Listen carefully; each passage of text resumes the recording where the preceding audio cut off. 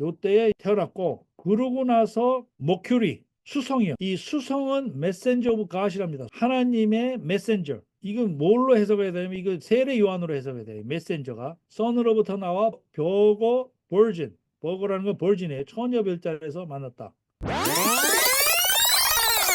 폴루스라는 별이 사자 별자리에서 생겨난 현상으로 저는 그렇게 결정했습니다. 그렇게 하기로. 여러 가지 가설 중에서 이게 제일 설득력이 있어요. 그리고 성경하고도 제일 맞습니다. 그게 아까 얘기했던 어네스트 마틴의 이론입니다. 어네스트 마틴의. 그래서 아까 이제 다시 한번 마태복음의 얘기를 들으면 동방에서 별을 보고 동방에서 별이 문득 앞서 인도하여 가다가 악이 있는 곳에서 머물러 서 있다. 그들이 별을 보고 매우 크게 기뻐하고 기뻐했다라는 것이 이제 이 학자들이 이 힌트를 가지고 한 거죠. 먼저 동방 박사가 누군가라는 것을 보게 되면 이 영어로는 메자입니다. 메자이. 동방 점성가 또는 천문학자 이렇게 봐야 돼요.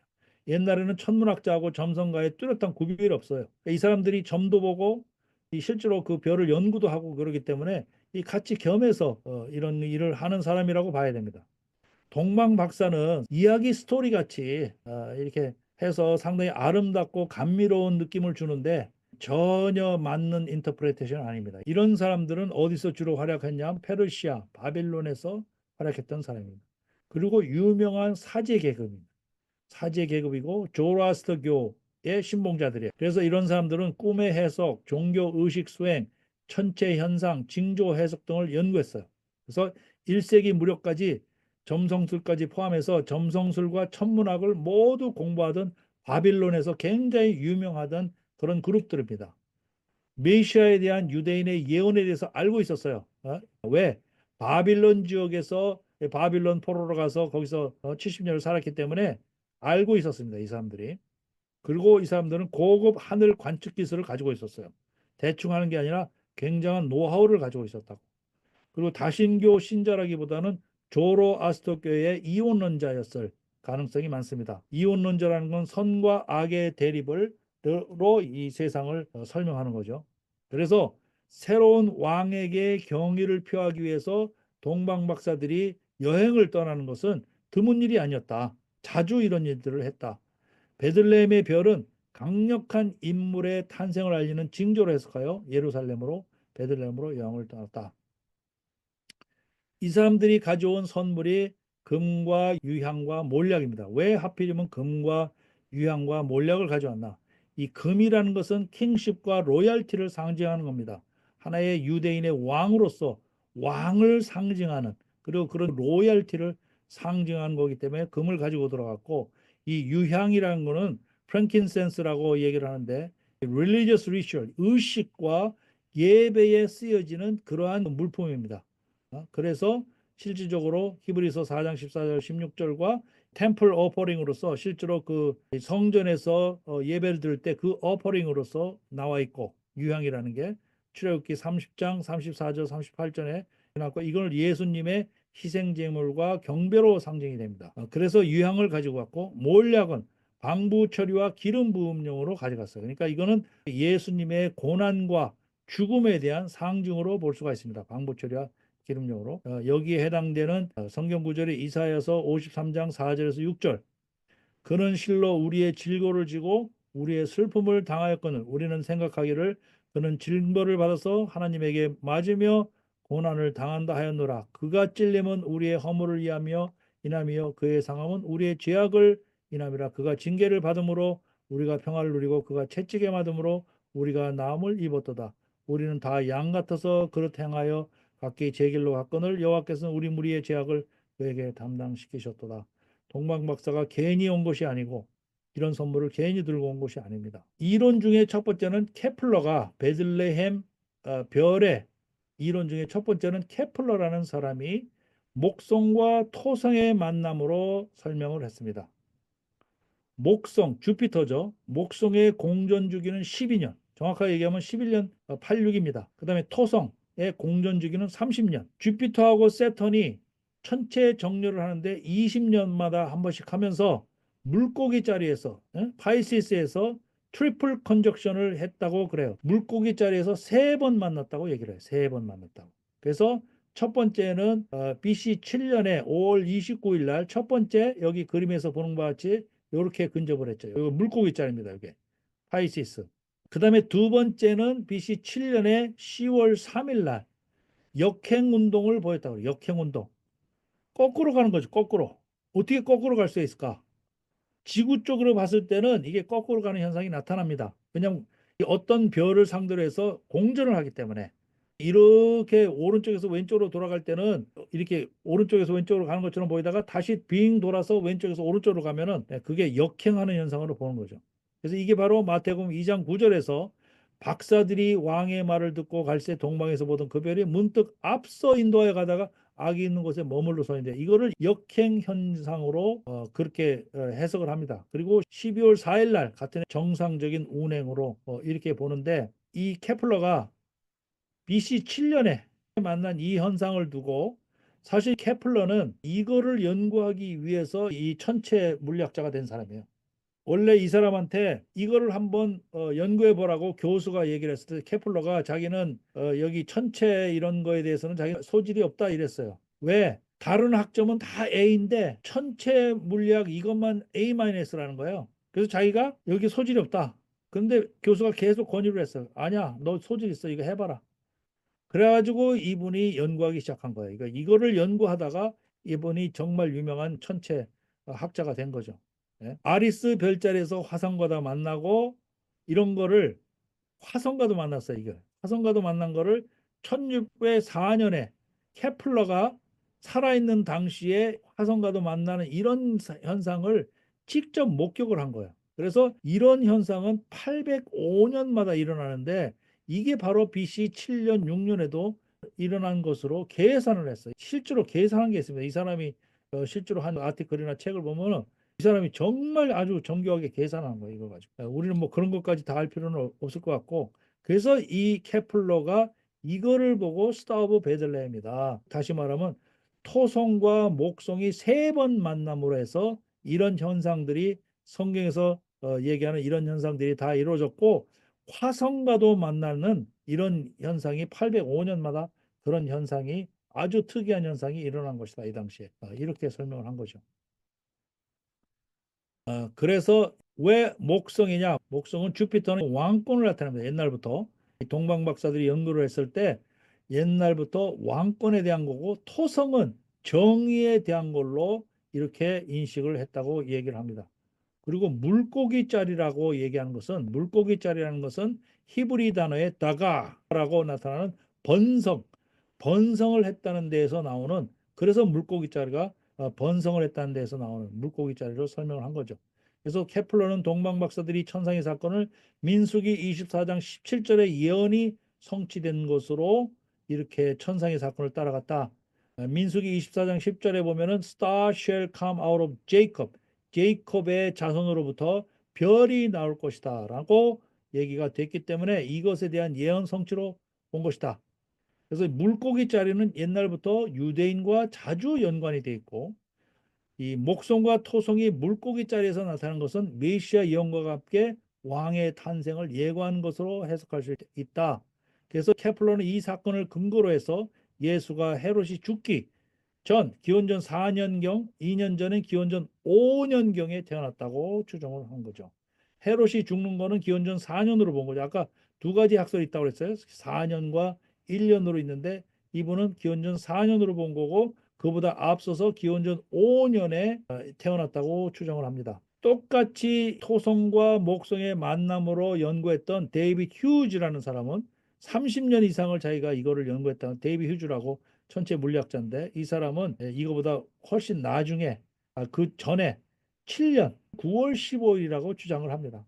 너무 많이 간 것 같은데 이 사람은 굉장한 확신을 갖고 있어요. 그다음에 마크 키드거라는 사람이 주장한 노바 신성이라는 주장하는 이 사람입니다. 바로 이 사람 각각 자기 학설에 대해서 정말 엄청난 확신을 갖고 있는데 도 아킬레라는 별로 설명을 합니다. BC 5년에 중국 한나라 문헌에 게스트 스타에서 아킬라에서 멀지 않은 염소자리 카프리코너스에서 노바 혹은 슈퍼노바라고 불리는 별이 관측됐다는 거예요. 이 사람은 중국 한나라 문헌에 나와 있는 이 역사적인 그 문헌을 염두에 두고 하는 겁니다.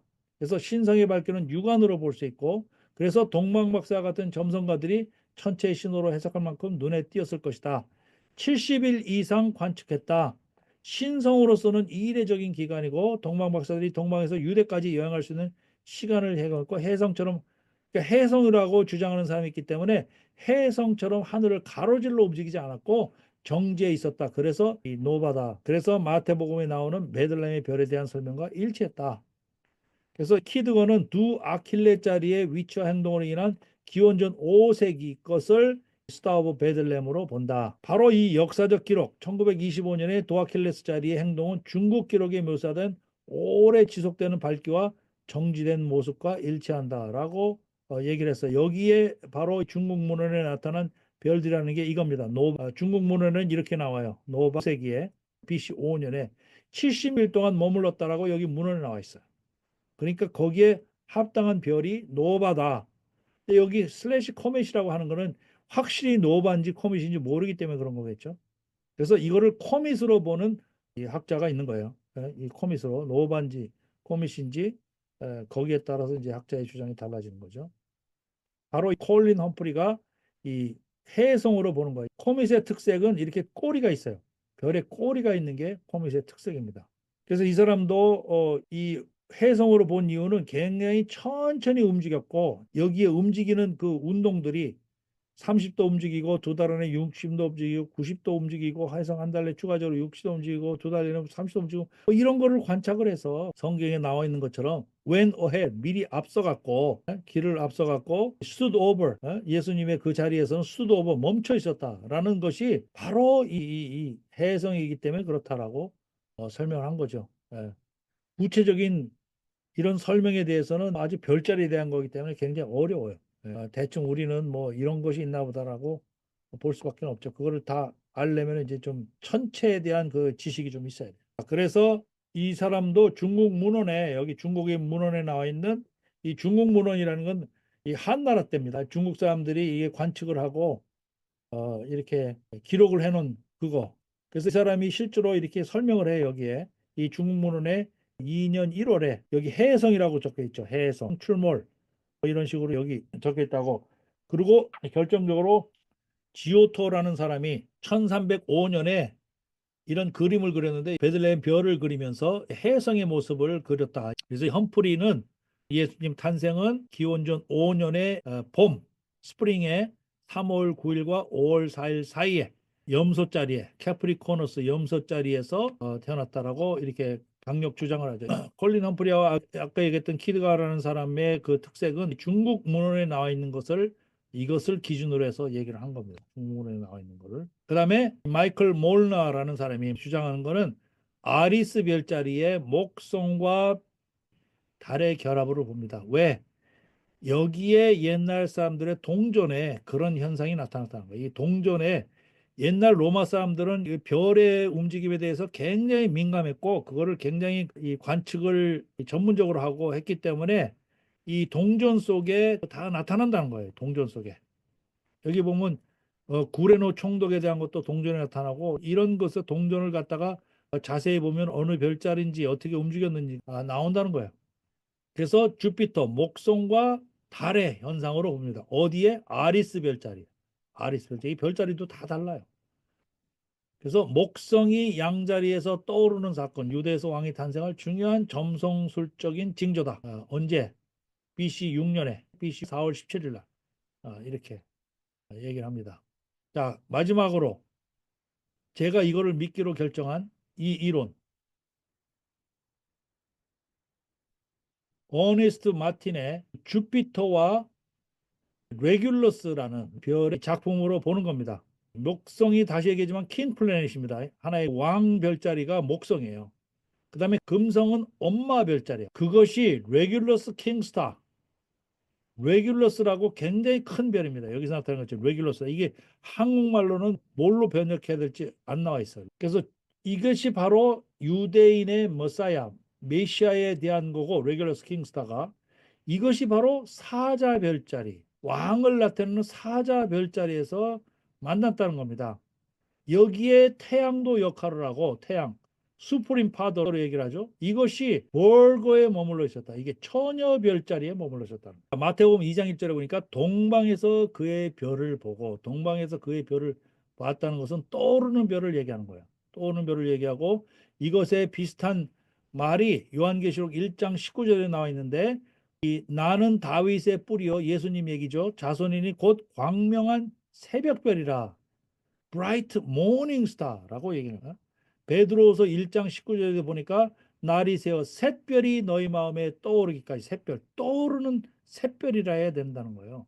이사야 60장 3절에도 보니까 나라들은 내 빛으로 왕들은 비치는 내 광명으로 나오리라 이랬고 누가복음 1장 78절 19절 보니까 돋는 해가 위로부터 우리에게 임하여 그래서 여기에 이 사자 별자리에 레귤루스가 있죠. 여기 지금 주피터하고 금성이 만나고 있습니다. 달은 여기 있어요. 태양은 여기 있고 태양이 사자 별자리에 이렇게 와 있어요. 라이언 오브 주다라는 말하고 같다는 거죠. 그래서 8월 12일 날은 주피터하고 비너스가 만나는 거예요. 어디에서? 사자 별자리에서. BC 3년 8월 12일 날에는 주피터와 목성과 비너스, 금성이 만나는 그 다음에 BC 3년 9월 14일 날에는 사자 별자리에서 목성과 레귤러스가 만나는 거예요. 사자 별자리에서 처음에는 이렇게 이런 식으로 주피터가 다가옵니다. 그 다음이 되면 여기 만났죠. 그 다음이 이렇게 주피터가 지나갑니다. 그러니까 이런 식으로 여기 레귤러스와 만남이 이루어졌다는 거예요. 그래서 첫 번째로 목성과 레귤러스 컨정션이 사자 별자리에 들어섰다는 거예요. 이거를 보고 머자이들이 동방 박사들이 이것을 보고 로얄 벌스를 예감했다는 거예요. 여기서 창세기 49장 9절에서 10절에 보니까 유다는 사자 새끼로다 이랬어요. 예수님이 바로 유다의 자손에서 태어난 거죠. 목성이 레귤러스를 만날 때, 목성이 레귤러스를 만날 때 달도 풀문을 보였다. 이제 BC 3년 9월 14일 날 얘기입니다. 그 다음에 BC 3년 9월 11일 날 이게 어디로 들어가냐? 처녀 별자리로. 달이 처녀 별자리로 들어갑니다. 달이 여기 처녀 별자리죠. 처녀 별자리가 있다는 것도 정말 어메이징한데 그 다음에 달이 있어요. 요때가 예수님 탄생일로 보는 거예요. 9월 11일 날 처녀 별자리에 있는 날 있을 때 요게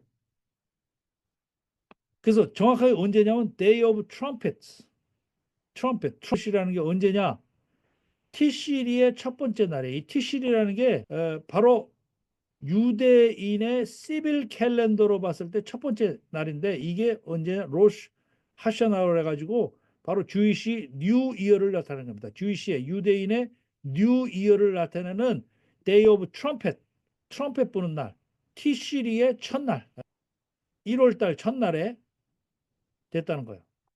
거기에 해당되는 성경 말씀이 이사야 7장 10절에 우린 다 아는 얘기죠. 그러므로 주께서 친히 징조를 너에게 주실 것이라 보라. 처녀가 잉태하여 아들을 낳을 것이요 그 이름을 임마누엘에게 처녀 별자리에서 예수님이 태어났다는 거예요. 요한계시록 12장 1절에서 2절에 보니까 하늘에 큰 이적이 보이니 해를 옷 입은 한 여자가 있는데 그 발 아래에는 달이 있고 그 머리에는 12별의 관을 썼더라. 이 여자가 아이를 베어 해산하게 되며 아파서 애를 쓰며 부르짖더라. 창세기 8장 13절에 보니까 601년 정월 곧 그 달 1일에 지면에 물이 거친 때와 노아가 방주 뚜껑을 제치고 본즉 지면에 물이 거쳐 이게 노아 홍수가 있고 나서 601년 정월 이때가 바로 주이시 뉴이어로 로시 하샤나에 해당되는 같은 날이라는 거예요. 노아 홍수에 요때에 태어났고 그러고 나서 머큐리 수성이요. 이 수성은 메센저 오브 갓이랍니다. 하나님의 메센저. 이건 뭘로 해석해야 되냐면 이거 세례 요한으로 해석해야 돼요. 메센저가 선으로부터 나와 벼거 버진 버거라는 건 버진이에요. 처녀 별자리에서 만났다. 수성과 금성이 레오 별자리로 들어가고 이 수성 버거 별자리로 있다가 이 사자 별자리로 가는 거예요. 이때 목성 또한 사자 별자리로 들어간다. 하나님의 아들은 처녀의 몸에서 나오고 유다 족속 후산이고 세례 요한과 같은 메센지에게 소개되었다. 이게 해당되는 성경 말씀이 말라기 4장 2절에 내 이름을 경외하는 너희에게는 공의로운 해 떠올라서 치료하는 광선을 비추리니 너희가 나가서 외양간에서 나온 송아지같이 보리라. 마가복음 1장 2절에 선지자 이사야의 글에 보라. 내가 내 사자를 메신저를 내 앞에 보내니 그가 내 길을 준비하리라. 그래서 레오벨자라는 갈대아 사람들은 예수님을 유다족의 라이온으로 인식했다. 그 다음에 몇 달 지나고 나서 BC 2년 2월 17일에 이 주피터하고 레귤러스가 레오에서 두 번째 만납니다. 이때 두 번째 만났을 때는 거꾸로 가는 현상을 보여줍니다. 이 거꾸로 가는 현상이 여기서 이렇게 다가오다가 주피터가 이렇게 오다가 이렇게 움직여지죠. 이렇게 가죠. 아까는 여기서 이렇게 왔다가 다시 이렇게 가는 거예요. 왜냐하면 레귤러스를 중심으로 해서 이게 공전을 하기 때문에 이렇게 왔다가 이렇게 가는 거예요. 이 현상이 동방에서 보던 그 별이 문득 앞서 인도하여 가다가 악이 있는 곳에 머물러 서 있는지라 그들이 별을 보고 매우 크게 기뻐하고 기뻐하도다. 그러니까 이 동방 박사들은 예수님이 이미 태어나고 나서 온 거예요. 그것도 갓난아기 때 온 게 아닙니다. 이 이론에 의하면 갓난아기 때 온 게 아니에요.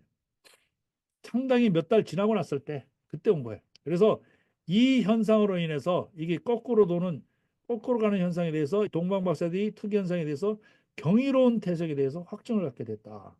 아까 얘기했던 이 동전에 나와 있는 것도 이런 리트로그레이드 모션, 거꾸로 도는 현상을 나타내는 거다 이거예요. 그 다음에 주피터하고 레귤러스가 사자별자에서 세 번째 만납니다. 세 번째. 다시 제 상태로 돌아가기로 돼 있다. 그래서 아까 얘기했듯이 이 레귤러스를 중심으로 해서 이렇게 돌기 때문에 이렇게 왔다가 이렇게 가니까 이 지구 쪽에서 봤을 때는 이렇게 왔다가 거꾸로 가는 것처럼 보인다는 거죠.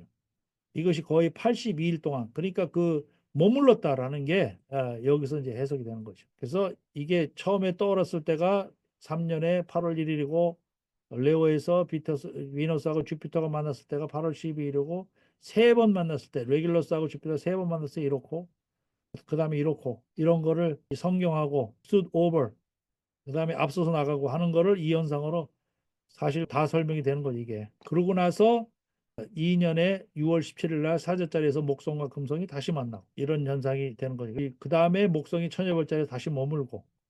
그래서 이 현상을 종합을 하면은 박사들이 왕의 말을 듣고 갈새 동방에서 보던 그 별이 문득 앞서 인도하여 가다가 악이 있는 곳에 머물러 서 있는지라. 그래서 동방 박사들이 도착했을 때는 이미 예수님이 태어나신 지 수개월이 지난 후였다. 할례를 이미 받았고 출생 후 40일간 성전에 보여지고도 난 후다. 부모님들은 임시 거주지에 머물고 있었다. 그때 그 마곡간인가 무슨 그 외양간인가 이런 데가 아니라는 거죠. 임시 거주지에서 머물고 있었다는 거예요. 예수님은 파이든 토들러 상태이지 차일드 상태이지 브레포스 인펀트 유아 상태이니까 아니었다. 동방 박사들은 다른 길로 돌아갔고 헤롯 왕은 이 2살 미만의 아이들을 다 죽이라고 명령했다.